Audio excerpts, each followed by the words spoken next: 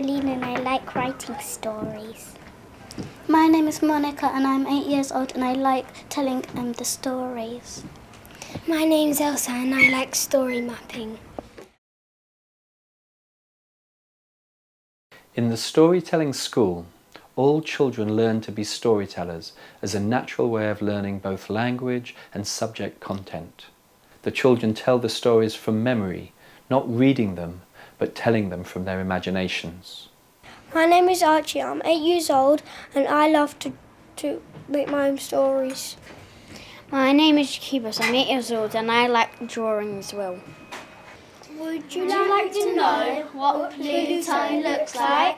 Well, look no further. He is tall like a giant. He is handsome as can be.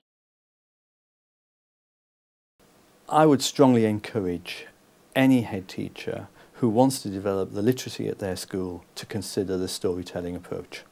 It has worked very well for us, not just for the children with low levels of language acquisition, but also for the higher end as well.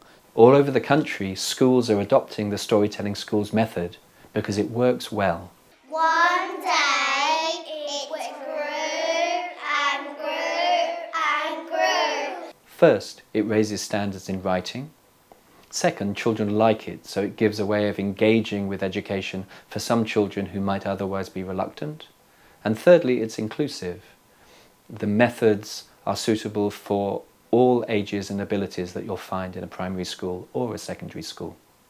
Children across the ability range have developed their skills in literacy, in communication, in oracy, and I cannot see any downside to using the approach.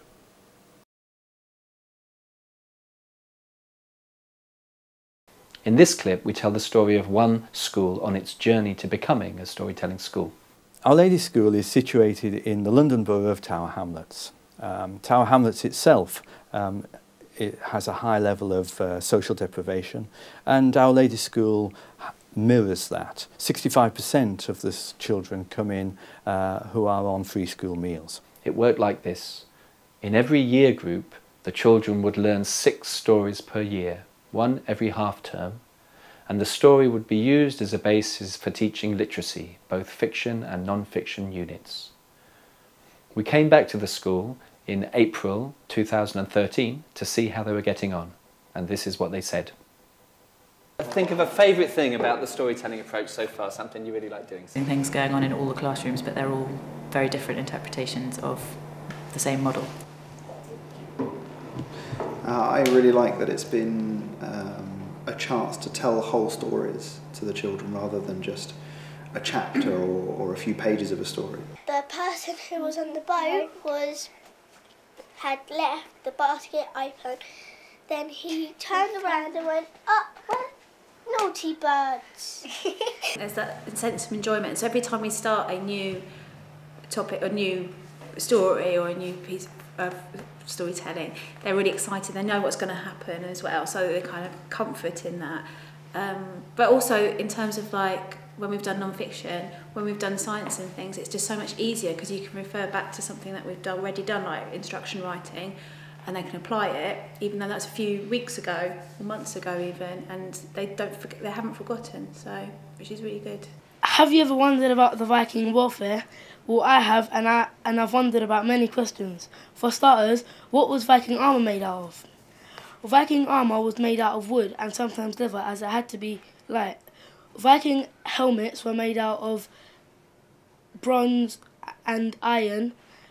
Contrary to belief, Viking helmets didn't have horns. What changes have you seen? What impacts have you seen on children's language skills, whether speaking, listening or writing? How's it helped them? They're using more complex language because they're now using words that, because they've got an action, they can use that repeatedly. So we'd do additionally or next, because they've got an action to go with it, they'll then use more complex language. Additionally, he's a long cloak, black beard, black hair, and sits on a great big throne. Yeah, I think the success of the project really comes down to what the kids have put into it, what the staff have put into it, what the management have put into it, and the fact that we have done it as a team.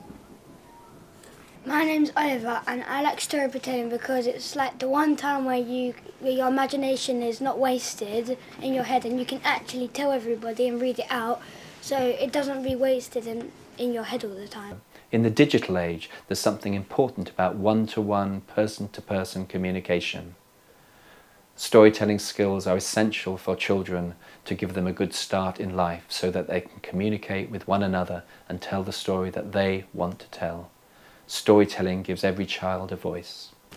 My name's Chloe, and I like storytelling because it boosts your confidence because it helps you with your mistakes in your work, and it's just really fun. The Storytelling Museum approach seemed to encapsulate everything that we wanted to develop the children's language acquisition, to do it in an interesting and fun way, so that overall the children would be not just acquiring new language, but using it in real and interesting and meaningful ways, and in ways that captivated their imagination.